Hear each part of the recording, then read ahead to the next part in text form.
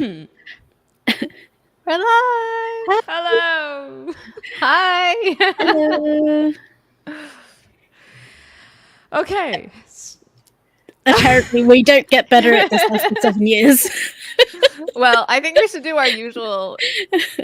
You're watching Dramas Over Flowers With Saya, Nisa, and Parma. with Saya, Anissa, and Boroma. I'm Saya. I'm Anissa. And I am Porama.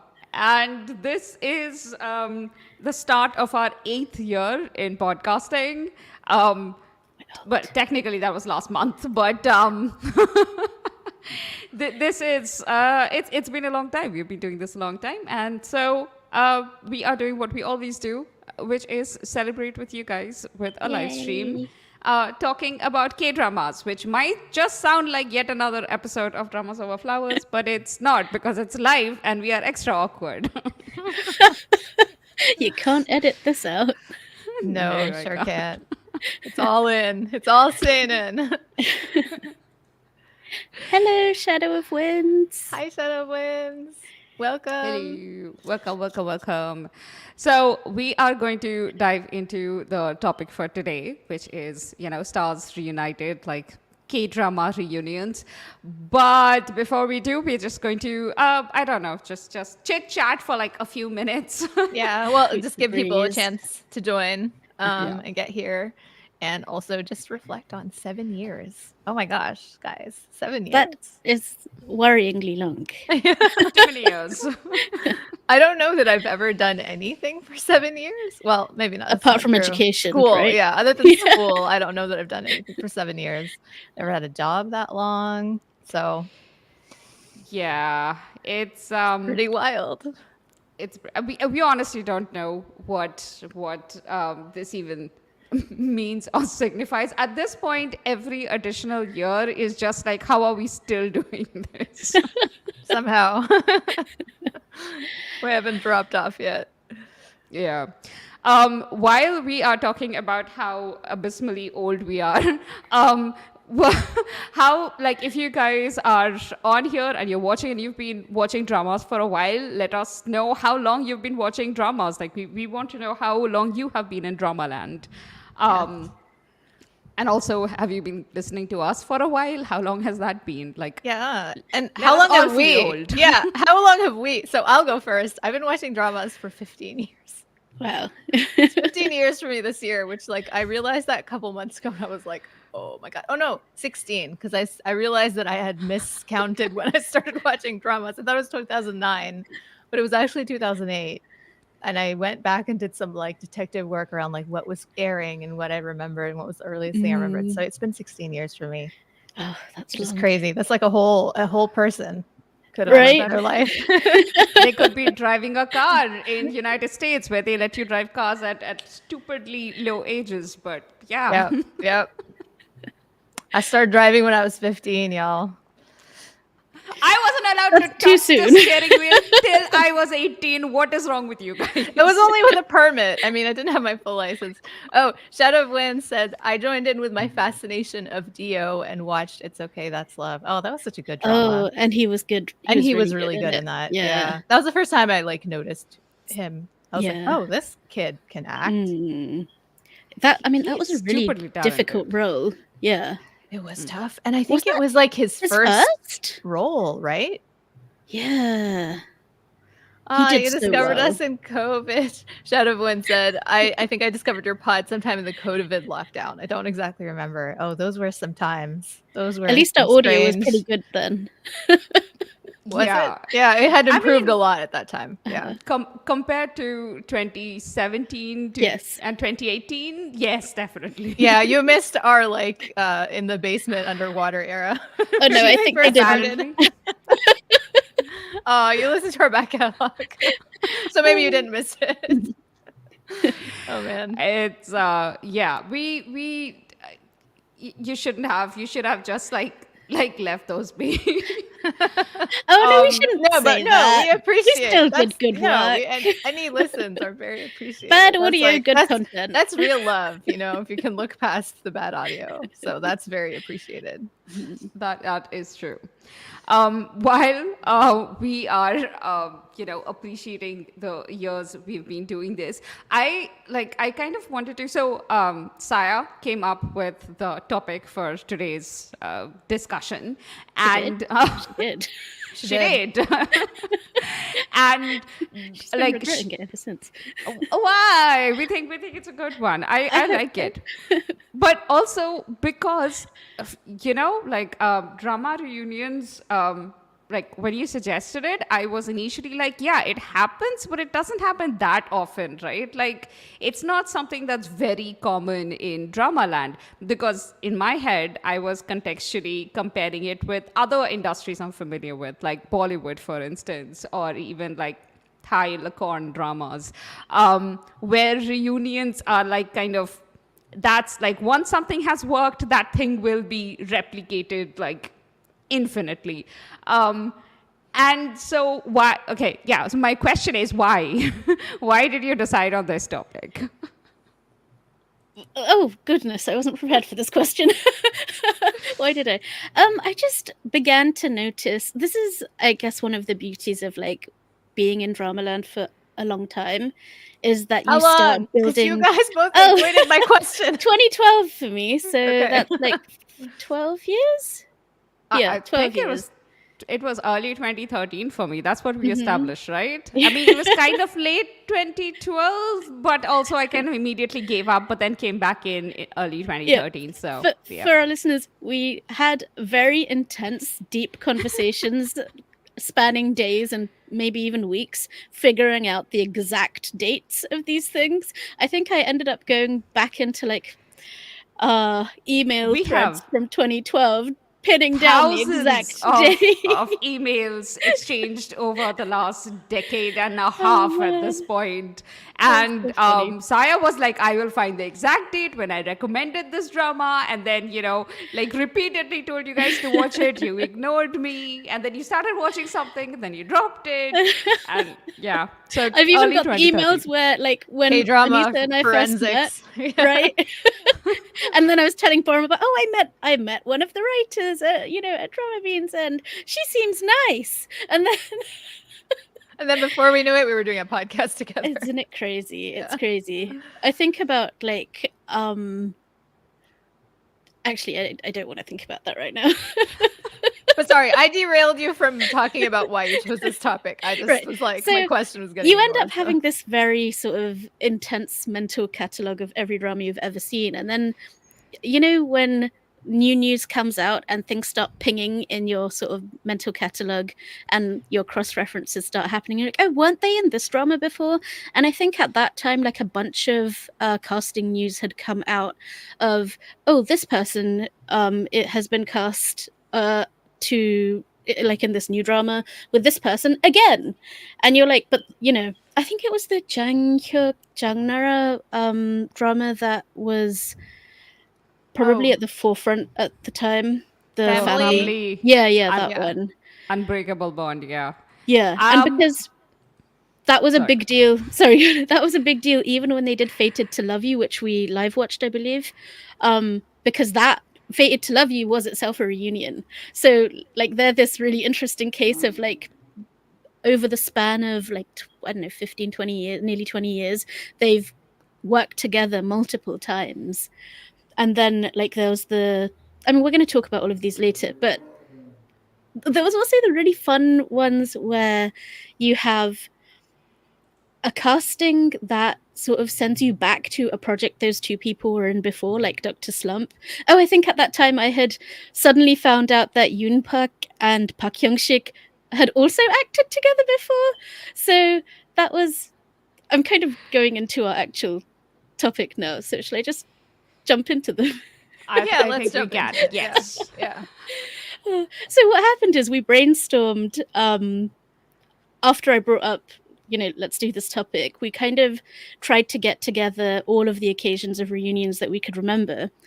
And so I made it my job to list them and sort them out. And I found that they sort of fell into these neat categories, which was surprising and interesting. Because you have these distinct flavors of the types of reunions that people have. So I found there were basically 4 main types. The obvious one is like the big power pairings where you have, big star meets big star again and everything's great. And then you had the sort of the film to drama pipeline where you have, these two acted together in a film, and then it was so good that people wanted to see them again for longer. So then you'd have them do a drama together. And then you have the ones where you had maybe it was a second lead couple, or it was someone who was a second lead. Like one of them was a second lead and they get promoted to leads. And so you'd have them playing a secondary role in the first drama. And then because that was such a popular dynamic, they would be promoted to leads of their own whole drama. And the sort of the fun, tiny Easter eggy one is the coincidental ones. And I think our favorite from this is like Dr. Slump, where you had Park Shin-in and Park Hyung-sik, because that sent me back to Airs, so I could watch them acting like they weren't really co-stars in that. Like Park Hyung-sik had a very minor role in that, but it was such a fun little thing to watch with future knowledge. And then to find out that, again, like the Dr. Slump cast with Yoon Park and Park Hyung-sik, that they had acted as brothers together before in the other, what was it called? Oh, What Happens to My Family in 2014. And like, 10 years later. They did. Oh my gosh. They did, I forgot right? about that drama. Yeah. Oh, I dropped that because it was like really upsetting. Yeah, I watched about 5 episodes and I completely Everyone don't was so that awful that I just had to drop it. I watched it for him. But yeah, it wasn't It was that rough. exciting for me. Yeah. But Hi, Hannah. like it. Oh, hi! So those were the 4 categories that we sort of found that they fell into. But then the question comes up, like, why, what's the point of reunion? Why do we do them? What do we get out of them? Yeah. And I guess we have to answer. Why do we want them? Yeah. I think like it's a really, sometimes we see a drama and there's like unfulfilled potential. And so when it's that kind of situation where it's like unfulfilled potential. So for example, with Youre Beautiful, I mean, I did not have second lead syndrome in that. I was like 100% full on for the OTP between Park Shin-hye and Jung Eun-suk. But there was like that secondary pairing with, oh my gosh, what's his name?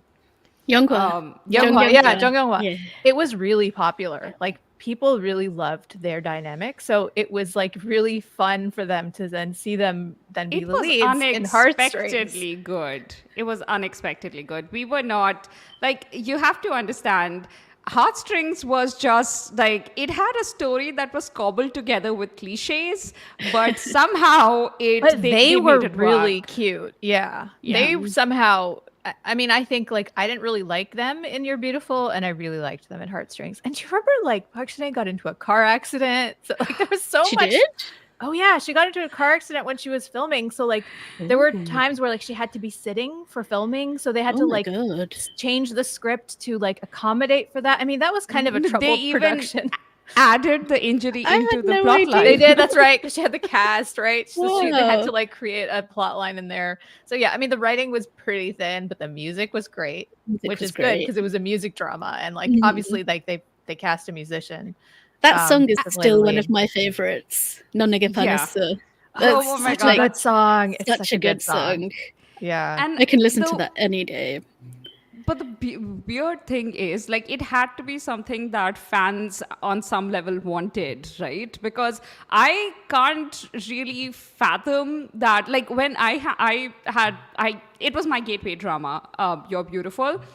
I loved it to bits, but this guy had zero expressions. Like, he had a really good arc in the drama, but I didn't feel the chemistry all that much. Me neither. He exemplified the second lead. Honestly, Jeremy was like You know, the one.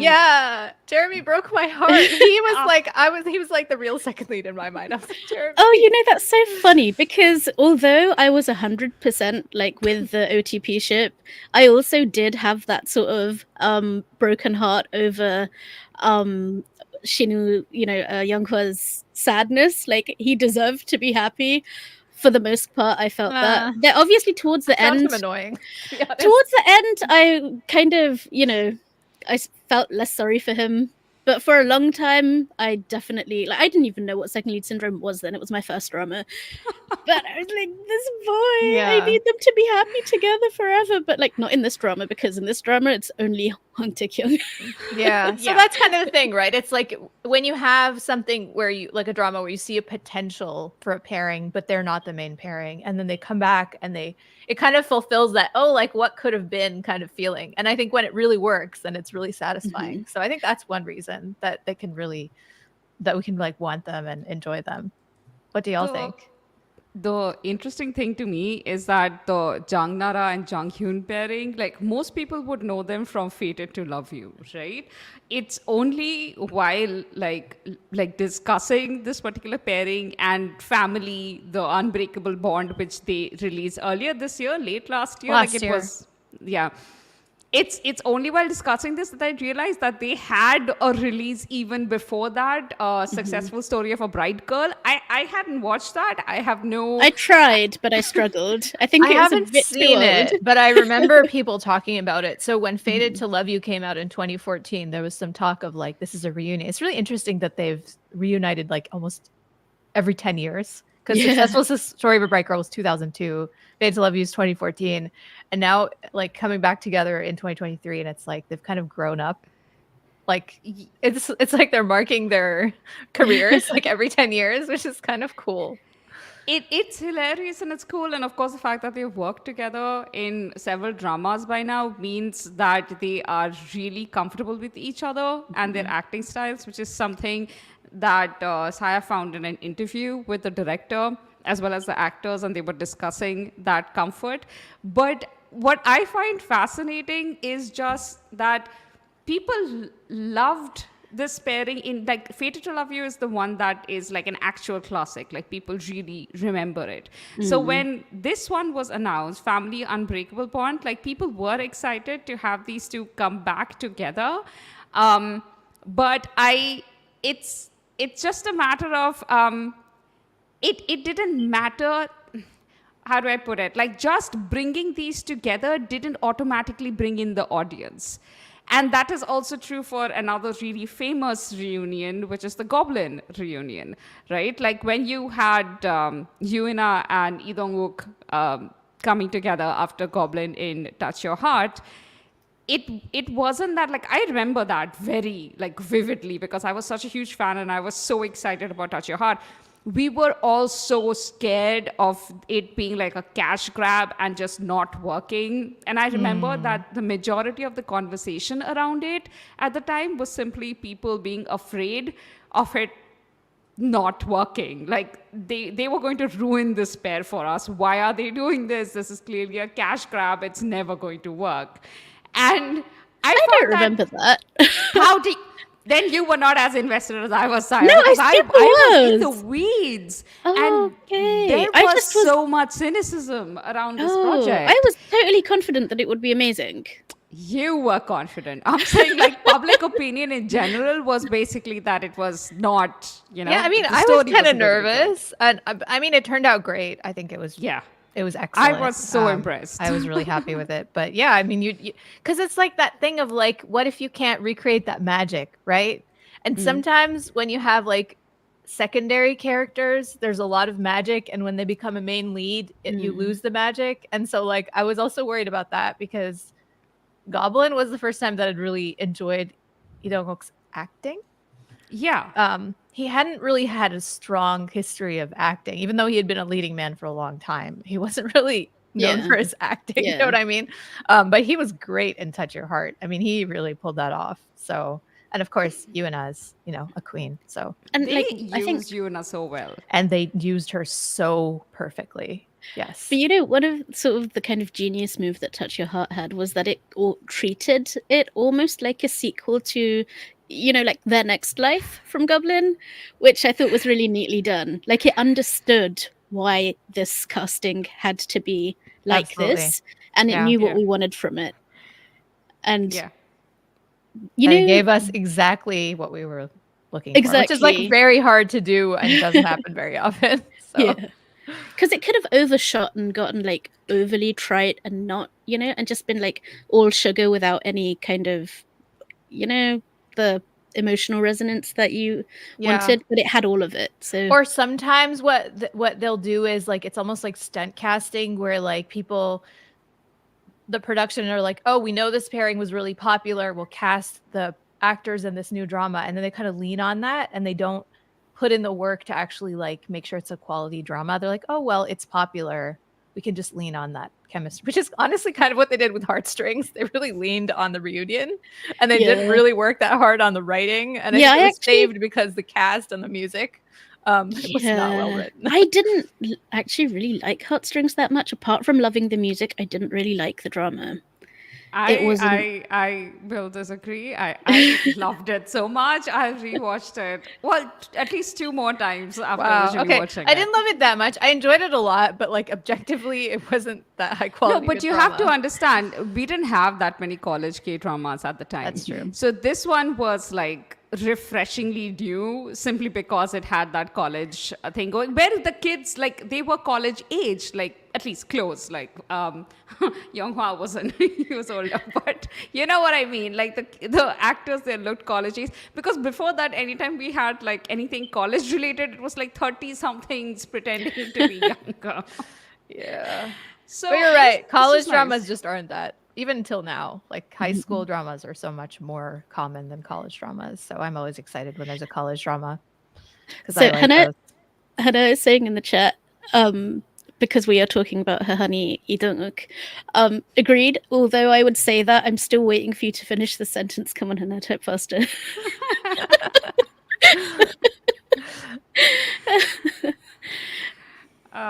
The truncated sentence. I'm just Hey, giving leaving it us in some- suspense. I've been waiting for you to finish the sentence for like the last minute.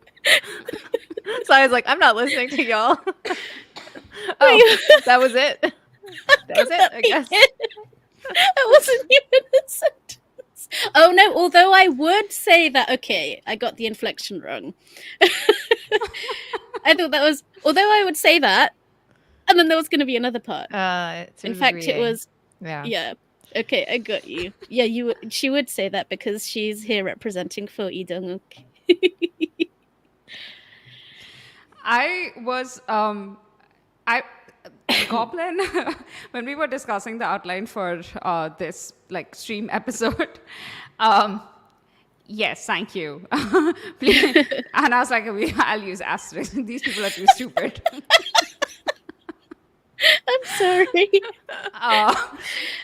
Although, oh no, go on. I'm just saying that I like while we were discussing the outline for this, I was, because we were thinking of examples, right? And I was looking at all of the examples and I was like, there actually haven't been that many really successful reunions, amongst all of these category of reunions that we have. And Goblin is like Goblin to Touch Your Heart is like a standout, like one of the rare reunions that really worked. Okay, but before we dive further into it, do you just want to go through your categories and the examples that we have, collected under them? Although I do, before we do that, I wanted to just add one more note about because we mentioned Jang Nara already. Yeah. And I found it interesting that like there were a couple of names that kept repeating in reunions, and Jang Nara is one of them. Like it's So not much. just Jang Hyuk that she has multiple reunions with. She has them with like Choi Jin Hyuk, also from Fated to Love You. She has it with Son Ho Jun from Go Back Couple to that awful one. What is it? My Happy Ending. So she's someone who frequently like works with people again, which like what do you think, like what do you think could be the reason for that? I mean, she just works a lot. She That's works also so true. much. She makes so many dramas. Like I remember years where she's done 2, 3 dramas. Like I don't know how she does it, but she is a workhorse. Like she's constantly doing stuff. And I mean, a lot of times I'm like, oh, like she had a drama this year. I didn't even notice because, like, I mean, now there's just so many dramas I'm can't keep up. But yeah, I think part of it is just that she works so much. At That's a really good point. we have hardly had a single year without a drama from Jang Nara, so that's not like terribly surprising. What is though is that when directors cast her with one of her previous co-stars, it was a very deliberate thing. They were absolutely trying to cash in on the previous success of, let's say, Go Back Couple.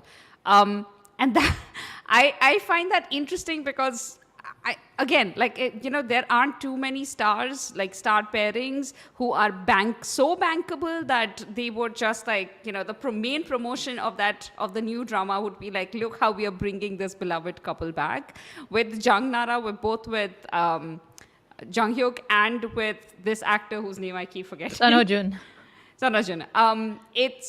It is that, like, they were so good together, they're so iconic that they were like, this can totally just be the promotion and people will come. Well, I think also, don't you think that she's just so good at creating chemistry with her co-stars? And so like there's a lot, I feel like with someone like that, there's a lot less risk in recasting, and like I think there's less fear of what if we recast them together and they don't have chemistry, because they're like, well, it's Jang Nara, she has great chemistry with everybody. Like she just makes it happen. Like she's a very reliable actor, right? Yeah, like she's just so good. And I don't know how she does it, but like I don't think I've ever seen her in a drama where she didn't have at least some kind of chemistry with her co-star, like, and like younger co-stars, older, like it doesn't matter. It really doesn't matter. And also she even had she did this one drama, Sell Your Haunted House, with Youngwa. Yeah. Yeah. That was so good. I don't think that was even a romance. I don't think that counted as one, but like it was there. And Young-ha, like, it's actually hard for this guy to have a lot of chemistry with people. Yeah, but you know Very what? I true. feel like rather than a romance, it was like he was just so gone for her after the first few episodes. And he was just like following her around and being in awe, and she was just fabulous. So kick-ass. And I was like, Jang yeah, that is Nara- the correct response to have Yeah. to Jang Nara. I think like also Jang Nara has like this great capacity for like diversity in her roles. Like despite the fact that she works so much, you never feel like she's repeating stuff. Like she's not repetitive in her projects. Like I was just trying to think, for example, I keep thinking there's dramas that she does that are reunions, but they're not. Like, I Remember You with Soinguk, and just like all these other dramas that she's done, like you keep thinking, oh, she's worked with them before. But like she hasn't, but that's the impression you get from how good she is in them, like how strong her sort of chemistry and stickiness with someone is, I guess. And she's very memorable. Like whatever dramas. drama I've seen her in, even if it's like a smaller role, like with School 2013. But I really remember her. Oh, do you think of that as a small role? Well, she's not the main. She's I the guess teacher. she's not, but you kind of think of her as a main, But right? like she sticks in your mind, right? Like she's really memorable, even though the story of the teachers is really secondary to the story of the students. I find it really interesting that both these reunion dramas, Family, The Unbreakable Bond, and Happy Ending, happened in the same year. Like, what was going on in 2023 that they were like, we must bring in like two of Jang Nara's like greatest romances and like have reunions happen, but also we will ruin those pairings. Oh man, I didn't see either of those dramas, but were they bad? My Happy Ending was the worst. It was actually the worst. Unbreakable Bond was unwatchable. God. That makes me sad. Oh, that is sad. Do you think this is like them over relying on the chemistry of the actors to save a story that's badly written? I mean, that was literally what the director of Unbreakable Bond said, right? Can we like pull up that quote? That's what I'm trying to do. I'm just wait, hold on. I don't know how to put this one in a document or something. Give me a second while I make this work. Shall I give you the link? No, it's not a matter of like. Hold on. Okay. Keep talking, and I will make it happen. Yeah, Well- I mean, I think we can sort of use this as a jumping off point to pivoting to talking about like why they don't work when they don't work, before right? we do that, can we also? Sorry. Can we? I wanted to just bring up this one sort of exceptional pairing, which didn't really fit exactly into any of our categories, but I think is worth mentioning, which is Gong Yoo and Jung Here you Yumi, go. who have co-starred in films. So they didn't go on to co-star in dramas, but they've co-starred in 3 films. And that was, hold on, I have a list here somewhere. Where is it? Look at us being unorganized. Well. Scroll. Okay, you find that, and then let's talk about this quote first, because it's Okay. Oh, I found it. But should we talk about the quote first? Yeah, let's talk about the quote first. Okay. Okay, so let me see. This is the Jang Yoo quote, and this is the Jang Yoo one too. Oh yeah, basically this one. Their chemistry is so great that they didn't have to say much to each other. Simply by looking at each other, they could communicate, which is true. The dialogues were trash. Their expressions were the only thing worth watching. No single take took us more than 2 hours. I don't know if that is something you should be boasting about because the directing was so bad, and they had so many great ideas. So I didn't even feel like I had to direct much, which you Wow. didn't. You didn't direct much. Clearly, he didn't actually do his job. This is the director of Family, The Unbreakable Bond, right? Saying this. He did thoroughly enjoy the process of not directing. So there you have it. Oh dear. Oh dear. I really appreciate this context, Storm, because I didn't watch this drama, so I'm glad you're here to tell us what Yeah, went same down. here. Goodness. All right. So what were we talking about? Messiah, Jang you Yumi? brought up, Gong Yoo Gong Yoo Yumi. and Jung Yumi. Yeah, so they starred in The Silenced in 2011, and then Train to Busan 2016, and then Kim Ji-young, born 1982, in 2019. I tried to find some sources of them talking somewhere about working with each other, but I couldn't find anything Like, you know what's particularly so good. interesting about this, though? These are 3 of the most like iconic, culturally relevant. I mean, The Silenced Massive caused legislation to be passed. Train to Busan is like so well known internationally. Like, and then Kim Ji-young, born in 1982, is almost like a social movement. I mean, like, these are not just like, oh, we did this movie together. I mean, they're such seminal movies. They're just like wild. And like the Every movie choices are they've so done together. intentional. Exactly. Like I remember when they were talking about like Kim Ji-young and Gong Yoo was talking about why he decided to do that, and like he had read the script and he just thought this was something he had to do. And considering the kind of the social milieu in which that book was existing, given that very anti-feminist, hostile to any kind of women's rights talks kind of environment, it was actually it's a pretty bold move to choose to do a film like that. But also I guess he could because of his level of fame. He could, but I mean, also like The Silenced was also a kind of a risk for him at the time. That wasn't an easy movie to decide to do either. But I'm he was still like, too scared to watch it.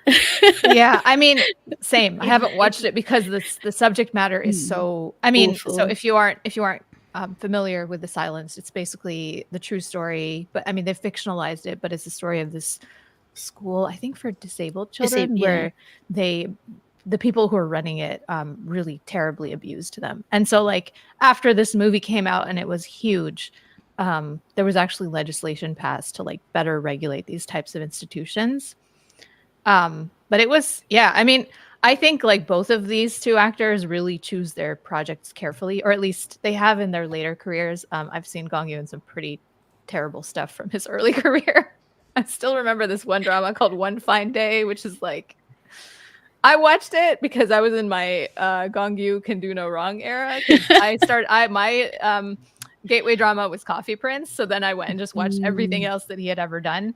One Fine Day was pretty terrible. But like in his, in the last like 15, 20 years, I think he's really, I don't know. I don't think he's really done hardly any bad roles. that I can He remember. chooses very carefully. Yeah, he I think does. Jang Yoo is the same as well. And Jang like, Yoo does too. Yeah, I think both of them really choose their projects carefully. I really love Jang Yoo. Yes. She's also a recurring person on this list, which I think is kind of, that one is your one, Anissa.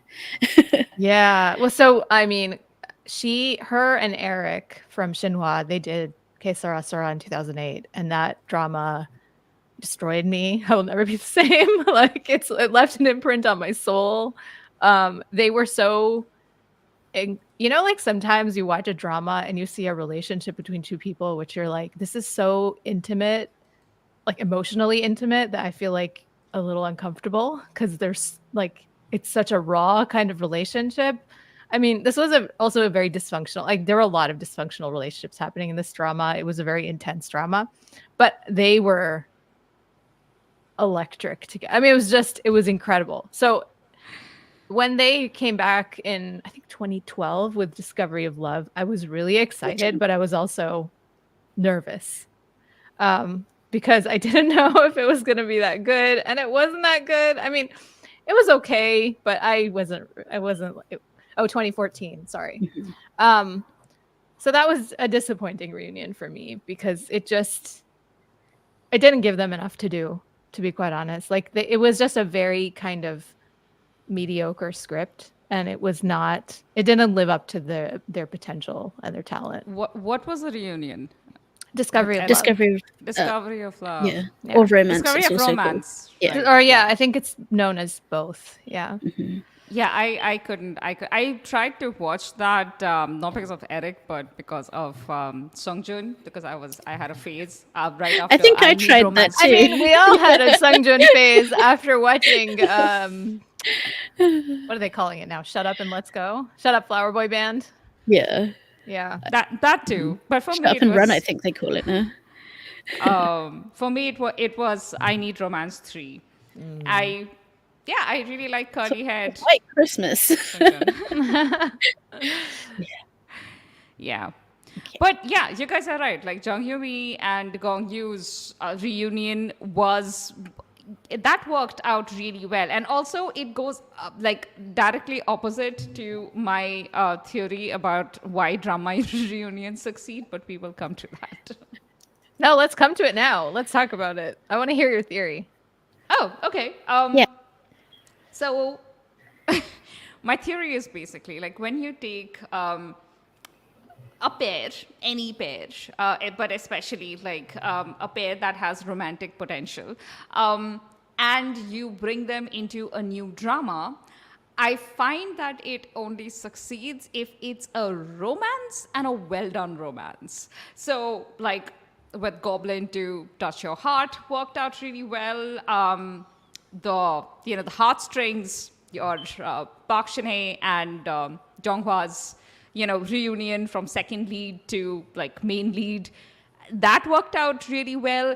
It just usually, and also like when we didn't cover this category extensively, but the movie to drama pipeline. So when you had your Crash Landing on You was a reunion after the negotiation, I think. That was Hyun Bin and Sonia Jin. Yeah, reuniting because they were sort of not rivals exactly, but on opposing sides in the movie. But their chemistry was so good, and the little bit of flirtation that Hyun Bin did was just so good. I wanted him to, I don't know, somehow I wanted a romance to be possible, even though it kind of Look, was man, absolutely this not. is a whole own category, the film to drama to marriage pipeline. I mean, they deserve their own category that has just them in it because they're so iconic as a couple. Wait, no, but you're saying it has happened more than once? What, marriage? No, I mean, they're No, just their like, own category. It's them. It's their It's them. category. They fill that category all their on their own. category of one. Okay, Yes. yeah, that makes sense. Yes, but Yeah. like it just that reunion again, their chemistry was so wild. I wouldn't say the negotiation itself was such a great movie. It was full of cliches. I watched a lot of these. held up hostage, and you now need to rescue the hostages, and there's some political intrigue going on in the background kind of movies. And it was very typical of a genre. It was the chemistry of the leads, and especially Hyun Bin. And isn't it that they weren't even like in the same space? They weren't. Right. The first time they met, spoiler alert, he immediately dies. That's a very spoiler. Yeah. Well, I mean, it's okay. This movie came out in like 2018, It's okay. so Now they have Entered the babies. same room. Oh, it was the worst tease ever. And then, of course, we had Crash Landing on You, which was, nice, but then they only get to meet for like 2 weeks every 2 years. So I don't know what It's they okay, have they against got it. married. it's okay. They got married. Yeah. Their fictional Honestly, versions man. get no relief. But do you not find sometimes like just that real life happy ending is enough to like salve your broken heart when the drama's kind of See, not for me, because you? like the fictional characters were the ones that I had like an emotional attachment with, and the real life people are people I don't know at all. I need the fictional characters to get out. I mean, that's true, but I think with Crash But you Landing on can't- You is kind of a unique drama where I don't think that a flowers and rainbows happy ending would have worked. I don't think I would have been happy with that. No, I was personally, happy so.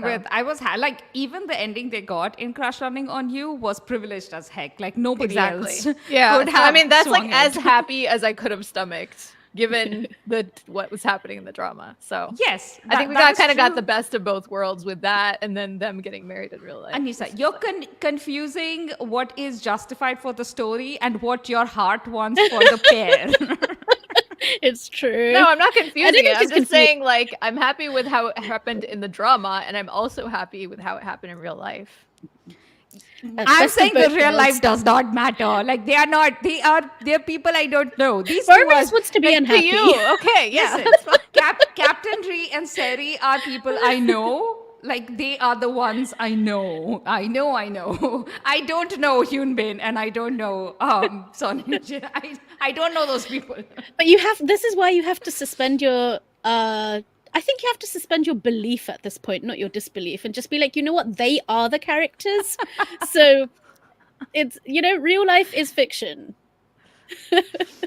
I mean, it's not slander, Abdul. Abdul's like, are very happy I walked in right when we are at the Chloe slander. Well, Hi, while we're Abdul. in I am feeling better, thank you. while we're in the film to drama pipeline, we have to talk about the other huge one. The thing is, a lot of time has passed, so it's kind of, I don't know if people will remember the hype around this one, but Jung Ji-hyun and Kim Soo-hyun, who reunited from The Thieves, which was the movie they did in 2012, Yeah. to My Love from the Star, which they did literally the next year. Like, that was how hot that pairing was. And that drama was Another reason why there was so much hype around that was because she came back. Jung Ji-hyun came back to dramas after 14 years. Yeah, And I still wow. remember that number because of how often it was coming out in like press releases. And people were like, oh my God, she's coming back to drama. Because at that time, it was like once you go to film, you don't really come You back. don't come back, in yeah. that era. Now it's That- changed yeah. a lot. But it was a huge deal for her to come back and do a drama at that time. I mean, look at these two. There's a reason people were like, yes, please. To me, that just like sort of visually, I guess it wasn't really a pairing I could see. Like, he seemed too young, and like they didn't seem matched that way. But then it turned out, like, I haven't watched the film, but of course I have watched the drama. It turned out to be so excellent, and of course Kim Ji-hyun, like his star has only continued to rise since then. I had watched the film right after the drama wrapped up, because by that time I had discovered the film existed. And, Yeah, I remember. like just the chemistry worked. It wasn't so much like, if visually they worked together, but the kind of characters they were playing together, you could kind of see why people were like,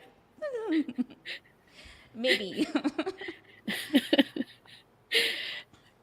No, Hannah. Hannah slandering My Love from the Stars. No, I really want to know why though. No, I see. Yes, Hannah, tell us about your hate for My Love from the Star. But it's it's kind of undeniable that that was a reunion that absolutely worked. And I don't know if that was like an intentional reunion, though. I don't remember hearing about their casting being because of the thieves. It seemed Was it not? I coincidental to feel me at the pretty sure time. it was. I Was mean, it? it's been too long, so I don't considering how remember. quickly it happened Yeah. afterwards, I wouldn't be surprised that if it was, but I don't know. I don't remember any of the press around it in terms of the reunion. I feel like I remember it as a deliberate reunion, but I might be wrong. I don't think I could guess find that news would that old make now. sense because Kim So Hyun at the time was so raw, and he's like in the drama, he seemed very young for the character. When did he do Covertly Grandly? Because he It got was pretty after that. It big was as well, after that. right? Yeah. So that was, yeah, this was sort of the age of his star rising, and He was very green. So for me, like Jun Ji-hyun was the iconic and memorable part of that drama. Not so much him, although like they were cute together. But for me, it was like her, like sorry, like and her just like her whole Sorry. like that character was so larger than life and funny. Amazing. Although Hana didn't like her, so I guess it doesn't work for everybody. But that was kind of I feel like she was really the driver of how viral and like popular that drama became. It was one of those like Hallyu hits where like the lipstick she was wearing was sold out immediately. God, yeah. Wow, the clothes she was wearing that. got sold out immediately. Like it was crazy. It was like that one I remember, and then the next one after that was Descendants of the Sun that went viral in that way. And for Jun Ji-hyun, like, remember when they did Legend of the Blue Sea? It was kind of giving her that same kind of fish out of water character because she's so good with the comedy. A literal fish out of water. An actual fish out of water. You are right. Because we brought up Descendants of the Sun, I also want to point out how you had Kim Ji-won, who was like in part of her own second lead romance in Descendants of the Sun, later got paired up with the male lead of the drama Song Joong-ki in Arthdal Chronicles. And while I wouldn't say that was like a huge success, because I still don't know what happened with that drama. It was something. It's memorable. It's like people still remember it. They finally finished it with totally different cast, but they did. Sure was a saga, that's for sure. It sure was a saga. Yeah. So this was kind of like a coincidental reunion more than anything else. I don't think they were deliberately cast together, but I did find it fascinating. The whole, the second lead to the main lead pipeline. Yeah. Also, like, talking about coincidental reunions, which are actually big roles, rather than the little tiny ones. One of the ones I think is worth mentioning is like, Lee Jung-gi and Moon Chae-won, because they did Criminal Minds in 2017, and then they co-starred in Flower of Evil, which I can't remember the year, 2020 something. It was so good, but also. Was it 2020, I think, yeah. 2020? Okay. Yeah. But so I didn't realize that was. I had totally forgotten about Criminal Minds. I didn't As realize you that should. was a reunion. Expunge it from your memory because it was like the worst. Criminal Minds was the actual that's worst right. drama. I remember your rant now. It's all coming back to me. Didn't you have to recap it, Saya? I had to recap it. Yeah, I think I hated it more. She whined about it. It wouldn't have made me so angry if I didn't have to spend so many woman hours on it. But like, so this was the thing. Sometimes what you achieve from that reunion is like proof that these two do in fact have chemistry and can in fact act. I think Lee Jung-gi never leaves you in doubt of the fact that he can act. He just often chooses very weird projects, so he's no longer like a reliable must-watch actor for me, although I love him. But Criminal Minds was like, I think there was just one episode where you got a whiff of the chemistry that they could have. It was just such a, like, they criminally underused Moon Chae-won in that. And, like, I don't think Moon Chae-won is, like, she's not an actor I think of immediately when I'm, like, an actor I'm excited about. She's serviceable, she's good, she's dependable, but the role has to be good as well. But Flower of Evil, that was, like, they fulfilled all of the wasted potential of Criminal Minds. Like, their chemistry was amazing. And the romance was amazing. Everything was amazing. like everything about that relationship between the two of them was just so well done. And I was very satisfied. I mean, the thing is, Flower of Evil, I don't think I love it as much as you did, Borma. I liked it, I didn't love it.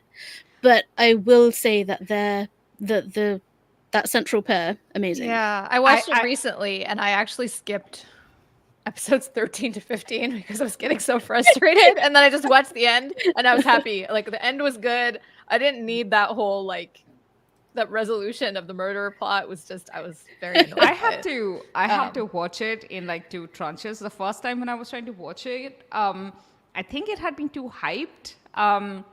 And I couldn't get into it. Like, I'd watched the first 3-4 episodes, and I kind of got a bit bored because I expected it to be like faster paced. And then, like, a couple of years later, I came back in with my expectations adjusted, and I really enjoyed the entire thing, like the whole drama. But I will give you that while I think the relationship is like really intense, it works out. And like you said, like, I had briefly watched Criminal Minds, so I kind of got an idea of why that pairing was like, people had like hopes and and so this drama was like really satisfying to watch. After that, I think he's had better chemistry in other dramas. I think so too. And I think with her, the thing that I think bothered me the most in the show was she's a terrible detective. I'm sorry. She's just so bad. Like, on the one hand, and it like to the point where it's a Sherlock Holmes. On the other hand, she is the dumbest. I mean, just it's like so frustrating. Decision after decision, and I'm like, okay, I don't even like the police, but like, I can tell that you're doing a bad job right now. Like, what are you doing? It was so frustrating. And then, like, on top of that, the way they styled her was like, she shows up and it's like the most stressful situation of her life. She's got a full blowout. She looks like she just came from the salon. And my sister and I were just like, what is going on? Like, you're really breaking the suspension of disbelief. So that like kept taking me out. I'd be like back in. They would have a really good scene together. I'd be back in. And then she would do something so dumb. And I'd be like, I cannot believe that this is your actual job. Anyway. Clearly, I've expunged those things from my memory. So again, that's why I needed to readjust my, expectations with these. Reframe the lens. Yeah. Abdul says, I think one of the best accidental reunions was Vincenzo. They never even hyped it because I think Vincenzo was so different from Taecyeon and Jang Yoo-bin's previous pairing in Save Me. I actually didn't watch Save Me, so I didn't realize that they had been together in that. I did, and I forgot about it. And then I got scared and stopped. Yeah, it was too dark. Like, I knew it would have been too dark for me, so I didn't even start. I think I watched about 4 or 5 episodes, and then I took a break that ended up just... Yeah, it was hard. It was very difficult to watch. It was really hard to watch. Yeah. Do you remember them together, Not at all. I briefly remember the character introductions, and then I stopped watching. Oh, so you also didn't finish it. Okay. I thought you watched the whole thing. No. With these dramas, I always start enthusiastically thinking that I am the kind of person who will finish them, and then 10% in, I chicken out. You're like, I'm tough, I'm strong, I can handle it, and then you're like, no. Actually, no. Before we run out of time, can we like jump straight to like the gold standard of reunions? Which is what? Hwang Jung-eum, Ji-sung, Kill Me, Heal Me, Secret. Yes, honestly, they are the standard. When I think of the perfect reunion, that was like perfect from the first project to the next project, which had also a spin-off reunion from like Park Seo-joon, Hwang Jung-eum. It's just gold standard. This is what you want. This is what your reunion should be. And I think it exemplifies like the best of what a reunion achieves as well. Because they didn't do like one drama and then another of the same. They did one drama of one type and the next drama was like just totally different but like amazing. I think it's also so interesting. With you. I really think it's interesting that they were so close together, which I didn't realize until I was looking at the dates, that Secret was in 2013 and Kill Me, Heal Me was in 2015. And then you have in Secret, you have kind of a tragic romance. And then Kill Me, Heal Me is like wacky, yeah, just like you speculative. get the happy ending. It's not that it doesn't have tragedy in it, but it's not, it's not like a melodrama. It's a drama, I guess. Yeah. Like, it's not, and as it was dark, much, sure. it had a lot more comedy in it too. Had a lot more comedy. Had a lot more romance, like straightforward romance, not like dark, obsessive romance. So I mean, while that is true, I in my mind, both Secret and Kill Me Heal Me are at the end of the day romances. Like, they're not primarily romances, especially Secret is not primarily a romance. It's like a mahjong romance, but it is still romance. And again, that bleeds into the theory I kind of abandoned earlier. Oh no! Which is that I think reunions work best when you cast these actors together in a romance. Like, just cast them in a romance and let it be a romance. Don't complicate it like My Happy Ending or Unbreakable Bond, where there was barely redirecting. Like, make it an actual romance. Two people meet, they fall in love, and people are happy. Like, all they want is to be rewarded for the chemistry they felt sizzling under the, yeah, I do think undercurrents. that I agree with you, Parma. I agree with your theory, but I do think that Kill Me Heal Me, like, not only did it not do the least, it actually did way more than it needed to, in terms of, like, it was such an unbelievably good drama. It was so high level. Like, it wasn't just, oh, we got to see these two together again, and it's like decent and good and like enjoyable, which is kind of how I felt with Touch Your Heart. Like, it was a good drama. It wasn't like an epic, iconic, like all-timer, but it was good. It was satisfying. Whereas with this, it wasn't just good and satisfying. It was actually an all-timer. It was so good. And so, like, they like went above and beyond, which I think I agree, which is why I agree with Saya that it's like gold standard reunion for me too. In other, like, reunions that we have, like, reunions that are like romance unrelated, for instance, you have things like Park Hyun-sik and Yoon Park. I found that so funny. I didn't realize how long, like, how far back Yoon Park goes. He's been around for a really long time. I think recently we've been seeing him more because he's sort of changed his type, sort of role choice type, from your moody second lead to being this sort of quirky, wacky big bro type of character. Love this transition for him. I love it. I love it. I always found that his like dark and kind of creepy roles, I was like, I don't know. There was something missing for me. But then when he turned into like when he started leaning into his comedic side, I was like, this is what I want. Like, I loved him in Dr. Slump. He was so funny. And what is he? What is it that he's in right now? Cinderella at 2 a.m. Yeah, right? yeah. He's so fun. He's great. I love him. He's just such a lovable, like, what is that word? He's got that hodang energy. Yes, right, exactly. He's just very hapless and but that. He was so hateful in What Happens to My Family. Oh, was he? Oh no. I remember. Yeah, he's like the older brother who's like extremely self-centered and doesn't care about his family, and he just wants to like marry a rich girl and escape from his poor family, and he says awful things to his dad and his sister and his little brother. He's wearing a suit in a 2014 drama. Of course he's an asshole. Exactly. Also, I remember him from Radio Romance, which I hated everything about that drama, and he was the worst in Radio Romance as well.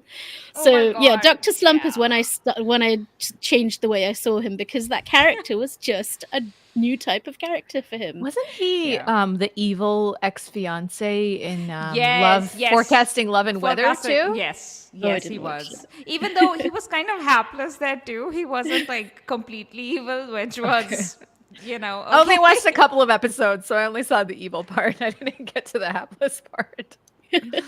But I hope this is like his wheelhouse now. It really suits him, and I hope he gets a lead role in this kind of sort of personality level, because it's just perfect, and it would really suit your sort of 2020s romance. Dramas. I think like dramas have evolved to the point where we could have someone like this as a role, as a lead, and it would be nice to see him in that lead. Okay, but now can I tell you guys an example that I find absolutely hilarious at this point, because it's not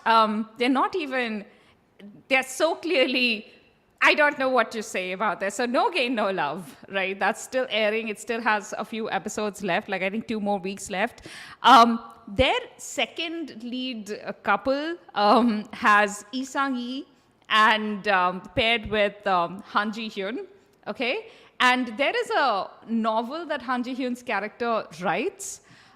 She's an author, and there is a spin-off that was already like decided on before the drama even started airing. No Gain, No Love even started airing, called Spice Up Our Love, which is the name of the novel she writes.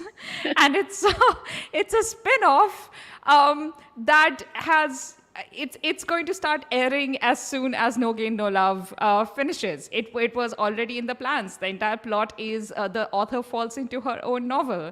And these two are the second leads of No Gain, No Love. Huh. So but it's not really a reunion then if they're playing themselves the same characters, right? In this, I mean, they are not playing the same characters because they are she's in playing a completely different story. So it's an adaptation of her novel, basically, that's in the drama. Oh, It's very interesting. meta. Wow. Huh. That's gotta be. Has it ever been done before? I don't think Maybe so. like spin-offs sometimes do get announced, but I don't But think not it's ever a been done this spin-off way. where it's like a story within the story that gets adapted. I don't think that's ever happened before. Okay, this is cool. I just found it funny because it was pre-planned. Like production already decided on this. And by the way, it's a mini spin-off. It's like it just has a Like couple a of 2-episoder, episodes. I think. Yeah. But it's clearly they decided that No Gain, No Love was going to do so well that this spin-off was also going to do well. So they kind of like propelled. So technically, Sang-yi now has like a main lead role in his own drama. He's also been playing second lead for a while. I just, I thought of the Yoon Park effect, and I'm like, yeah, well, yes, this. Yeah, I mean, he's so funny. I'm excited for this. I'm like at that point with No Gain, No Love that it's like I'm enjoying it so much that I'm like trying to save it. So I'm like watching it slowly because I know it's only 12 episodes. Abdul has a comment here. I think some dramas are more anti-reunion, where they look like two sizzling actors reuniting, but then they just don't recapture that chemistry. Thinly veiled stranger to slide. No. How dare you? We don't slander a stranger on this podcast. I don't think I season 2 honestly in my mind doesn't count as reunion so much because they are playing the same. It's like they're extending. Same But cast. like if you had joined us earlier, Abdul, you would have heard us making fun of Jang Nara's reunions last year with My Happy Ending and Family Unbreakable. Both were trash. Hey, we haven't talked about siblings to lovers.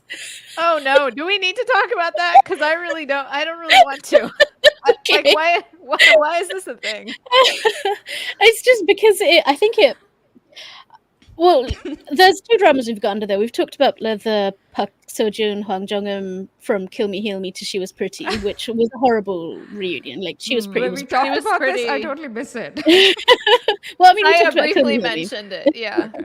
But I thought it was really interesting, like the kind of the fan discourse. Well, I guess it's not really fan discourse. It was more like a fan reaction to, Lee Do-hyun and Go Min-shi, who co-starred in Sweet Home, and then as siblings, and then they reunited in Youth of May. Yeah. And then a lot of people were really disturbed by that because they were like, they were siblings and now they're lovers. That's creepy. I just found that a very interesting kind of. I like, mean, they're it's- acting. They're not actual siblings. Okay, can I just say though, when I wrote this under the subtype, this was the promoted to OTP category. I just wrote under there, I can't believe this is a subtype. LOL.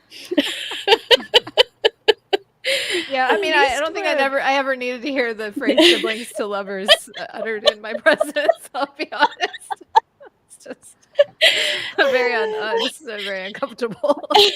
Okay, let's get back to our power pairings because these are the ones that we really need to spend time on. I think we've talked about loads of them though. Is there anything else you want to? I feel like we covered pretty much everything. Oh, let's talk about one more except- failed reunion because I find it absolutely hilarious. The Lee Seung-gi and Suzy failed reunion. Oh dear. Because Also, people okay, get the subheading of this section is the ruined reunions. Mm. Go. so Isungi. Actually, we have a couple of different reunions with Isungi here. Yeah, he's another Let's talk recurring about name. let's talk about the successful reunion. So with Hwayogi, okay, no, actually, let's start even before that. Goo Family book is the one where you had Isungi and Suzy first start together. That was the first one, right? That's the one Yeah. where he's a Gumiho, right? Yeah. Yeah, that's the one. And then later on, he reunites with her in Vagabond, which was terrible. And why does it exist? Right, and with Goo Family book, I didn't watch that, but I remember people were really angry about the ending Yeah. because he come back and he's like reincarnated into a different person. But Yeah. we're supposed to accept that, And it's like this is a in the happy ending. future, like in the present. Right. Yeah, it was very strange. But like Vagabond did no better. Vagabond half told its story, and then it was like before it had even. So it had this opening scene, like a cold open where this like Susie gets like shot at or something, and then it took itself full circle and bookended the whole drama with that same scene, but nothing had happened. Like nothing had changed. This whole big action drama happened, only to take you to that opening scene and then not tell you what happened after that. Like that was it. It was Oh, an Lord. unfinished drama.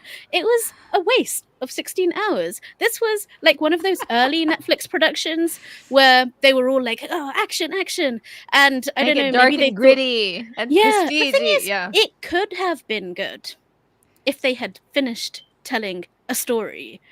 They just they stopped short of the final act. Like what? I'm They still were being incensed. bold and experimental. So Not finishing a story is not bold and experimental if it's a 16 episode drama. You can do that in a film. You do not do that in a 16 episode drama. Anyway, that is what we call a no TP. An OTP indeed. He did have a successful reunion, though I suppose it was a bit of an accidental one. Though I don't think so. So in Hwayogi, you also had I forget this actress's name. What was her name? Lee Se-young. Lee Se-young, yeah. Yeah. Lee Se-young was in Hwayogi as like a secondary, and that's where I first noticed her. And she was so adorable. She was a zombie. She was the best zombie ever. Like my favorite zombie in all of Zombielands.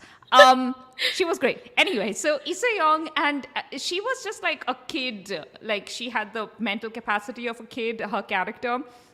So it's not like a romantic shipping was happening in the drama, but people really loved her chemistry with pretty much everybody in the show. So much later on, when you had Law Cafe and Isungi got paired with Isha, people loved that. This was a reunion people were like really happy with, and I think this did pretty well. So I guess it counts as it was pretty successful. Yeah, people liked it. And Hwayogi was already a reunion between Cha Sung-won and Isungi, who had been mentor and mentee, and You're All Surrounded. Yeah, that's and the that one itself was kind of a reunion. I don't know if it classes strictly as a reunion, but do you remember from like Best Love when they had that whole little refrigerator CF thing, and it was like because of this, like Isungi had a cameo in that. Because of that, everyone was clamoring for like a full drama with these two. And oh my gosh, that's right. So the Greatest Love, also known as the Best Love, was like when the two of them first interacted, and then they came back as mentor and mentee in You're All Surrounded, and then they came back again in Hwayogi. Yes. Wow. This was a bromance I loved so much. Like Hwayogi was so shit in so many ways, but I loved the character relationships, especially with what's his name? Cha Sung-won? Cha Sung-won and Isungi. I love these two so much. They were perfect bromance. Like I miss Cha Sung-won. Like, what is he doing nowadays? I haven't seen him in a while. Getting away from us, probably. Yeah. I mean, he's doing well enough that he can probably be very choosy about his projects. That's true. And, like only has do a family, he really wants to. He does have kids as well, doesn't he? Yeah. He does variety. I saw him recently in that one where they went backpacking in like Wasn't he on an episode of Peru. Pingago recently with Was he? And, I might have missed that one, but I definitely have I watched saw the little him. preview on YouTube. I think he was in an episode of Pingago, like in the last couple months. But yeah, I should go check that out. Yeah, there's so much content to watch now. Like, I feel like 10 years ago, me would have been like so excited about this, but now I just feel tired. Yeah, because you're like, I want to watch it, but I don't have time, and then I don't have energy because well, the desire to watch it is draining. I was a student with not that much to do back then. So I had a lot more like time to spend watching things. But yeah,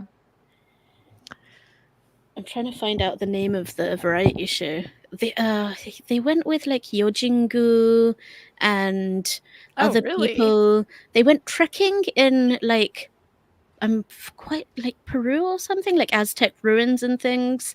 It was something to do with backpacking. Oh, and he also, I forgot, he did 3 meals a day for like 5 seasons or something. So that I think that was his main gig for a long time. Yeah, he was doing that for a while. And because he's really good at that. Yes. And he's very popular. Like, yeah, I remember he did the first season in 2014, and people kind of like lost their minds because they did not expect him to be so charming. He doesn't in variety. look like that kind of guy, right? No, he's like the scary he's very much guy. like a man's man, kind of, you know. But then he was like some very cute ajushi vibes on there, so he just did that for a while. Yeah. So that's why. Are you in Dream High? Yeah, with Kim Soo-hyun. I remember Susie. Well. I don't even remember. Are you? Oh, there were lots of little green actors in that. I did see him in Our Blues. Sorry, I forgot that he was. I did see him in Our Blues. That was the last time I saw him. Cha Seung-won. That was in 2022. But wow, yeah. Should we start wrapping up? Yeah, I'm just looking at like the remaining examples we didn't cover, and IU and Lee Seung-gi are. You know what we didn't talk about? IU and Youre, because that is one of my favorites. Because you know they're real life besties, and then it was like, was it IU's the I don't know if it wasn't her first drama, but that long weekender that she did, Youre did. Was it my something? My name is something. Yeah, You're the Best, Lee Sun-shin. Wait, so, she was in that. But yeah, both of them were they not in that? They were in that. Both of them. Yeah. Okay. I didn't realize. With Jo Jung-suk. Jo Jung-suk, I remembered. I just didn't know that you and I was. Was IU the lead of that? She's big. IU was the lead. I didn't. You're the best. Lee Sun-shin. What? Yeah, she was like an aspiring singer, and Jo Jung-suk was the like head of her entertainment company, and then they fell in love. Right. And there was a birth secret. Of course. Youre knows. It was a weekend drama. Because IU was like, this is scary and I need my bestie. Oh. So they did that, and then they went on to do what did they go on to do? Something else. I can't remember. But in any case, Youre IU, that's like a very adorable one for me. Yeah, like they kind of pull each other into stuff they are doing all the time, including just randomly like ads, for instance. I just really love their friendship. It's just, it's so uncommon to see these very like caring, loving female friendships in public. So it's really nice to see. It makes me really happy.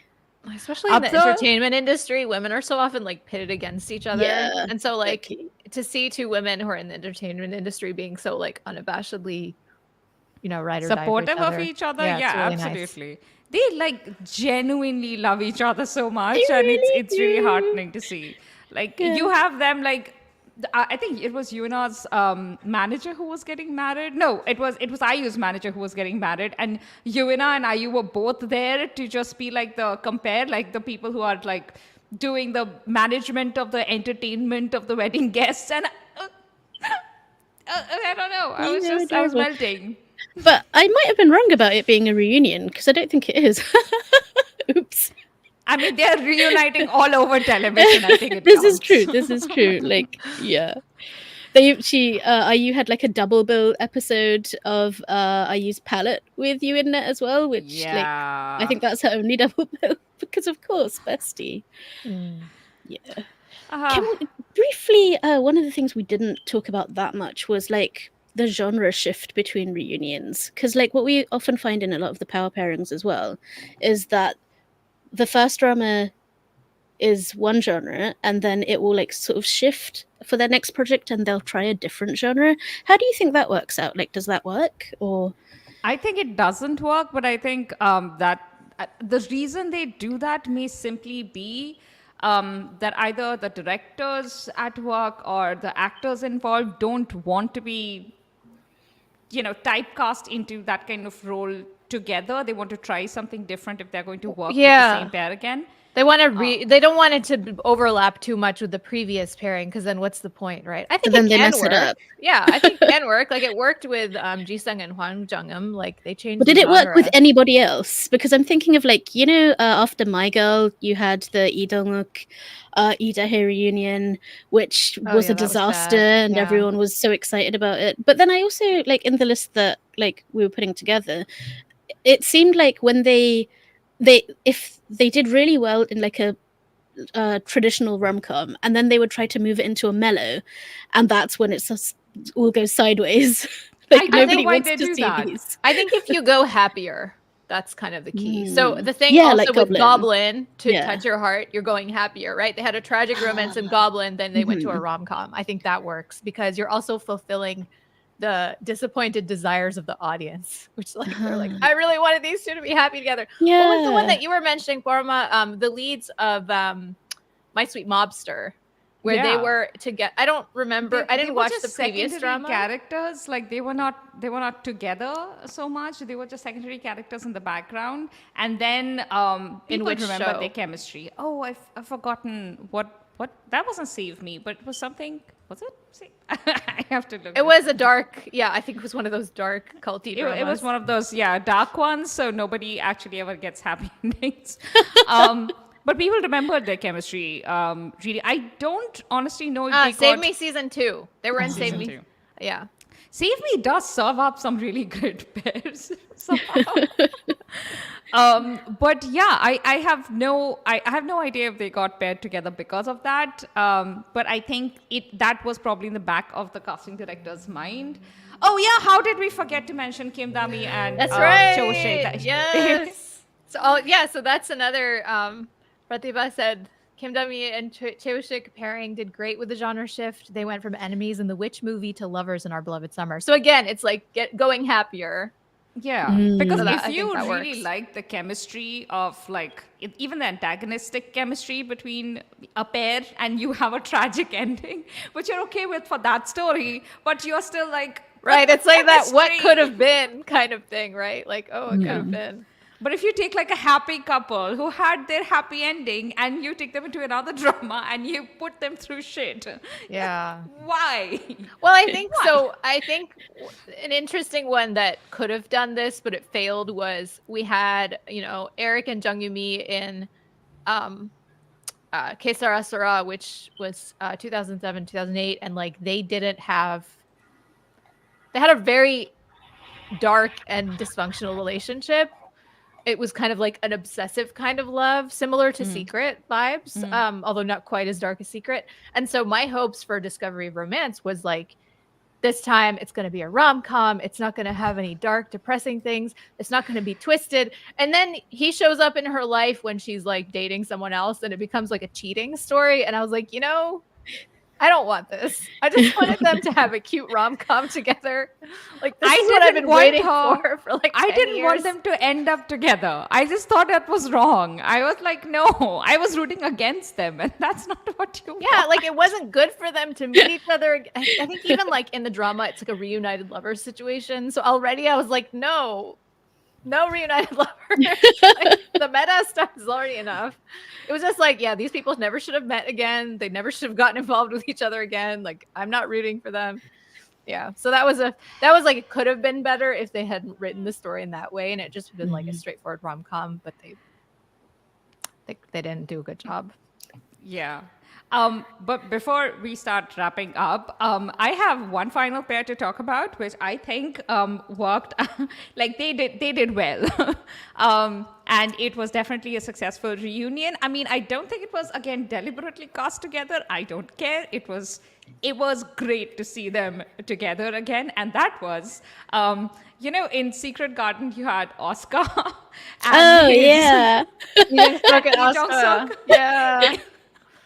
And I love those two together so very, very much. I'm really trying to find a picture of the two of them together.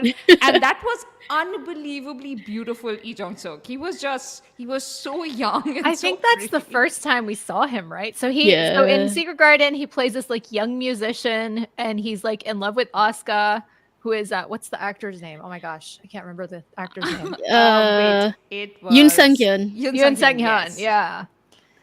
And that was 2010, right? Secret Garden was Secret Garden 2010. yeah. And then in I Hear Your Voice in 2013. 2013. Yeah. Yeah. So they come back as romantic rivals for Yeah. Lee Young's affections.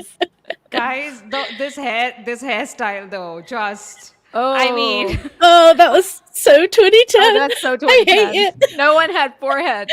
I hate that. They just had hairstyle so much. Hamsters. They just had like moles on top of their foreheads.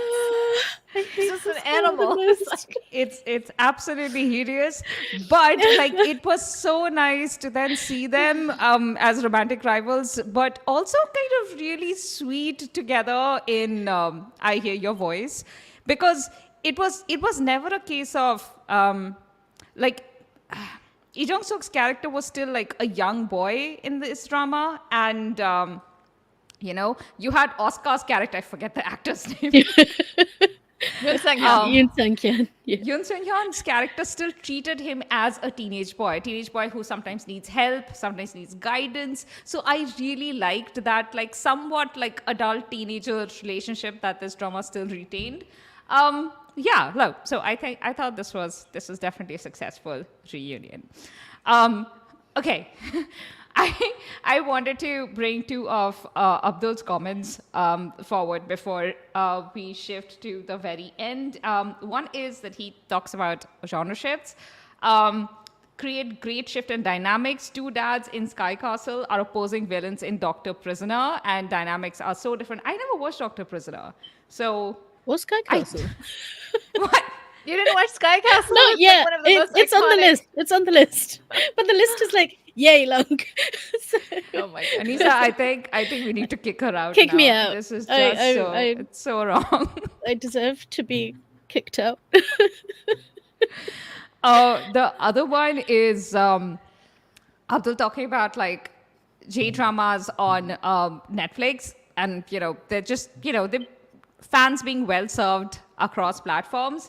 That's true. I bring this up especially because we have a J drama recommendation episode that's coming up pretty soon. It's very long. For US Netflix, this is a very recent thing where they just added a whole bunch of J dramas in the last year or two. It's very recent, and because for a long time they had like a couple really bad ones. Like you couldn't really. I mean, if you wanted to watch the good J dramas, you had to sail the seas a little bit. It was just really, I mean, the control that Japanese production companies had over like copyright and distribution was very strict. And I guess they weren't really investing in putting them on Netflix, at least not over here. So it's nice to finally have, a legal way to watch these shows. Yeah, I especially personally because- haven't really watched J-dramas in a long time. They recently And have they rarely had get subtitled as well. Yeah. Yeah, so Netflix recently entered into contract with one of the main producer, like distributors of Japanese drama. So they're getting a lot of older Japanese back catalog into Netflix now. I can't promise that it's coming to US because you guys seem to just get shunted for some reason. I think it's just because the licensing fees are so high here. Maybe. Yeah, probably. But I am looking forward to a lot of J-dramas. My region has a cheap man, and we get a lot of good dramas on Netflix. All right. Well, I'm jealous, but I do want to start getting back into J-dramas a little bit. I feel like it's been a while, and they were my first love actually before K-dramas. Listen I'm to watching the one two right and a now. half episode, the 2.5 hour episode that's coming up. I mean, When yeah, is I'm that looking arrive? That forward sounds to exciting. it. Yeah, yeah. I'm ready. Okay. This Okay. was really fun. Thanks for joining us, y'all. Yay. We I don't think we actually concluded anything. Oh, reunions are fun. Yeah. Why do they happen? Who knows? Why are some successful? Who knows? No, we talked about all of that. Come on, Forma. It's not an essay. We don't have to write a conclusion Isn't there at an the end. upcoming reunion with like Kimubin and Suzy? Is there? Yeah. there Oh my is. god, I Yeah. forgot. You are right. They Yeah. announced one. You know, And- Suzy has become the queen of chemistry. I have to say, she does. can. Yeah, she's a very chemical agree. person. I just want to look up what it is. Please be a romance because I think it is because they've already had their tragedy, right? And can we not invoke that beast again? I don't. It's called trust All the K-dramas. Love You Wish For. At least right now it is. And it's Yeah. about a genie that Sounds- comes out of a lamp. Oh, that sounds really cute. So he plays the genie, and she plays the girl who finds. He the plays a lamp. genie called Jin. Yes, right. His name is Jin. That'll get Saya to watch. Well, you know, you say that, but you know what I'm watching right now? The J drama Jin. Not for Jin reasons, but just Yeah. because That's a BTS reference, guys. If you didn't catch that. Oh no, he's not called Jin. It's that he's a Jin. Oh, that he is a genie. Jin. Yeah, Oh, I don't think he has a okay. name yet. but Oh, so she- so basically he is yeah. called Jin. Or his name is Genie. I don't know. It's early Like, days, so we don't have trust- all of the. Trust drama land to definitely name him Jin in some way. Like there is no way he's gonna have a non-punny name. Jin, Of course, If of course. Genie, yeah. If The it's a name has to genie- be a pun. I mean, I'm not mad at it. Look at what's her name? Sun Hae-young in No Gain No Love. I love a name that has like a second meaning. It's great. Oh, the director of this drama, All the Love You Wish For, is Angiro, and this is a Kim and Suk drama. What? This is that's right. That's right. It's a Kim and Ah. Suk drama, which is why when I heard the premise, I was like, "That's weird for a Kim and Suk drama." But okay, And she it's did a a 12 goblin. Now she's episoder. doing a genie. I mean, actually it's sounds- not I it's think I'm not gonna weird for watch Kim it. In Suk, right? This is exactly her wheelhouse. Yeah, like, she yeah. does. Like I guess this now, stuff. fantastical. It has But kind of I become her thing. I find it kind of scary that they are saying that it's expected to be a supernatural rom-com that's similar to the wildly popular Goblin, because that's a weird way to jinx She your has own been project. she has been trying to recreate Goblin since Goblin. It Yeah. must be said. I mean, it is the So- most successful drama of her career. So you Yeah, know. but if that's what you're shooting for, rather than like making the story like the best story it can be by itself, that kind of tends to backfire. So I hope it's Yeah, and yet people cannot stop themselves from doing that. I That's very know. human. Yeah. yeah, it's true. Yeah. Abdul's like, greatly trust K-dramas for not leaning into Orientalist tropes. Did we? I Oh, don't. no. I don't trust them. That although sounded yeah. sarcastic. No, but I trust Kim Yun Suk to completely separate the genie concept from the Middle East. Watch her do it. I am sure that is how it's going to be. Let's see how it goes. I'm hoping that it's good. Yeah, Yeah. fingers crossed. Because I just No want more these two to have a uncontrollably happy ending. Please don't die. Please Yeah, don't because be like the really worst thing weirdly after toxic to each come other. on, man, the worst thing after Uncontrollably Fond was when he found Yeah. out he had cancer, and it was like, this is actually a horror story. And It so, is a horror story. Yeah. and now he's well and he's I'm back. so and happy just give him that happy he's dramas. back and living his best life, and him and he keeps doing Shinmina are just action like, movies. Yeah, yeah. There's that yeah, movie all that these just came Netflix, out. was that it like he- Black Belt or something? yeah. Yeah. Yeah, So yeah. So happy for yes. him. happy for him. Excited for future projects. Yes. Okay, before we close, is there a Yeah. reunion you want to see? Is there someone you want to want to come back in a drama, and what kind of drama? I've got one. While you think, Yeah, if you want go me to start. first because I don't know. Chae Soo-bin and Yoo Seung-ho. I want to see that one again, but in a completely different genre, but not mellow. Like maybe something action type of supernatural, this kind of thing. I'll take another romance, but not a robot romance, just a different one. I really want to see them together again. Yeah. I just miss Jason on my stream. I I love her want her so back. much. Why has she Yeah. disappeared? I know. Even Okay, Yusungo's disappeared. you know who I want to see back because I saw them on this little cast reunion last year and I was like dying and I really want to see them back as leads in a drama is Jung Eun-ji and So In-guk. Yeah. They had a little Yes, I would Answer love Me that. 1997 cast Oh. reunion on YouTube and then the director showed up and I was just like, oh, this is making me so happy. I miss And like they were Eunji. kids back then. They were kids and they were playing kids and like I really want to see them as adults having an adult relationship with each other. Just like I really want to see that. Yes. Yeah. I would love to see that. Also, just the idea of So In-guk in a romance that is like that has a relationship and he's actually in a story with it's hard for me to imagine. So In-guk is still stuck in that to do about to fall in love rom-com. stage. He needs to do a real rom-com where there isn't some like dark twist or like a bad secret or some like horrible my favorite shadow part or like murder. Or something. No. My favorite Impending part death. of Doom at Your Service was the very ending, like the ending few like episode or two where they were just having a relationship. I love that so much. I have gone back and rewatched just those 2 episodes. But yes, I completely agree. That was exactly the pair in my head. Immediately I was like, Reply 1997, I need to see those 2 again. Truly one of the all-time best pairings. Oh, bring Abdul's comment on screen because this is one that I think Saya will also agree with.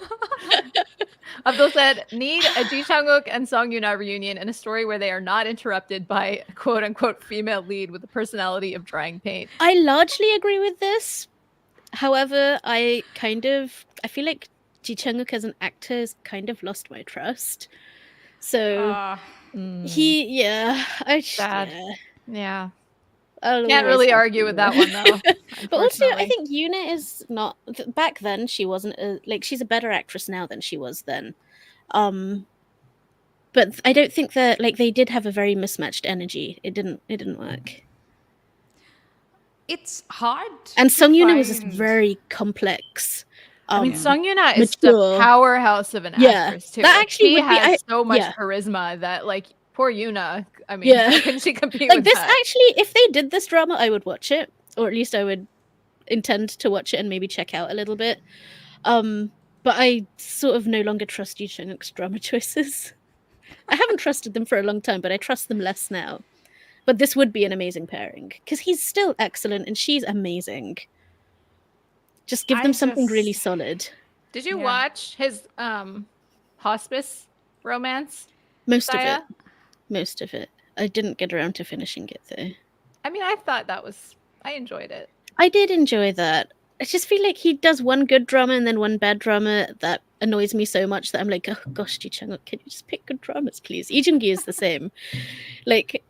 He's just had a string of dramas that I'm like, why did you choose that drama? This is something we should do a live stream about one day, in one of our regular lives, about actors who just can never pick a good drama anymore. Actors we love who make bad things that we don't love. What is the drama that we were just talking about in a couple of episodes back? You had the J Friends host, the actor. Jae-jung. He's one of them. He's definitely one of those. I had to drop that show. He did Manhole and then he did Bad Memory Eraser. And the thing that's so painful is I've been waiting so long for him to come back to dramas, and then he did this unwatchable piece of garbage. It's just morally objectionable. It's not just bad. Oh no. So yeah. All right. Yeah. Well, we should wrap up. Yeah. We should wrap up. Thank you for celebrating 7 years with us. This was so much fun. I can't believe we're so old. Well, the thing I was going to say at the beginning was I met you guys in my 20s and no. I'm not going to go to the rest of that sentence. Well, I think the best thing about this podcast has always been the relationships that it has caused me to form both with you guys and with our listeners. So that's like a big blessing for me in my life. I'm very grateful for it. And I love you guys. And I love you listeners. What Oh, she look, said. their faces are freezing now. They're like, oh no, she's bringing out the big guns. The emotions. Run away. Saya and I can both barely hug people. I can hug people, but don't Okay, I can't hug expect people. words. So we are at like declining We are emotionally rates stunted. Yes. yeah. It's okay. Just do the finger Anissa hearts. is You don't have to touch anyone. emotionally expressive third. Yeah. Oh, thank you for So- saying all the good words, Anissa. These were good 7 years. We agree with them. Fingers crossed for the 8th one. And yeah, okay. Yeah, That's and about it. also like Drama Land has changed so much since we Oh my started this God. podcast. Yeah, It's been it wild to has. see how it's changed. So Why didn't we talk about that? we could have. We could have, but I think we've talked about it quite a few times along the I way. feel like we talk about Like, it a like lot, at the all the end of time, every year, every in our episode. year-end yak as well. You know, we're kind of like, oh, this was a very different year. So I think it's fine. This was fun. This was Yeah, a like good- one of the things that we're definitely talking about in the year and yak is the sort of the rise of the mid-budget drama again, because that's like even for I'm sure. noticing this. That's for sure. I think Yay. also this has been such a good rom-com year, which makes me so happy. So good. I'm and I think we enjoying haven't myself had so one of much. those in a while. Like a return to K-drama roots, right? Yes. We just got I- oversaturated. Appreciated the experimental years, like the 2016 to 2019 experimental years. Yeah. But I am We needed a them to rom-com appreciate girly. I what you needed them to have. go back. Yes. Yeah. Yes. Yeah. I feel very fed this year. Yeah. Yeah. All right. And after we y'all. finish this, I'm gonna go watch Cinderella at 2 a.m.'s finales. I'm gonna go watch some more No Game No Love. That's what I'm doing today. Yay! Please catch up. I have so many thoughts. Yes. We'll come back and talk about all of them. Yeah. All right, guys. Hey. Thank you for sticking with Thanks. us through this Thank live you. and the 7 years. And yeah, see you in the next episode. Yeah.